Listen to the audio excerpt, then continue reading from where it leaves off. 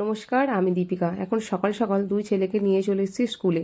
যদিও এটা ছোটো ছেলের স্কুল নয়, এটা হলো বড় ছেলের স্কুল। বড় ছেলেকে স্কুলে দিতে এসেছি, আর ছোটো ছেলেও বায়না করলো মা স্কুলে যাব দাদার সাথে। ঠিক আছে চলো। যদিও ছোটো ছেলের স্কুল একটু দেরিতে হয়, তার জন্য এটা সম্ভব। কিছুদিন আগে অনলাইন থেকে অনেকগুলো গ্রো ব্যাগ বুক করেছিলাম, কিন্তু আজকে এসেছে।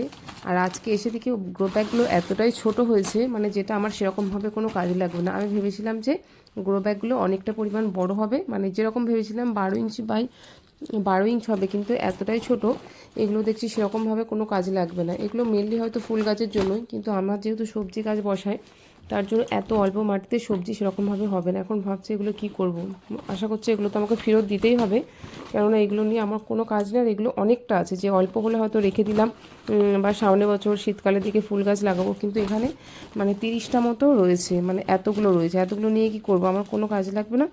অতএব এগুলোকে আমাকে আবার চেঞ্জ করতেই হবে, রিটার্ন করে দিতে হবে।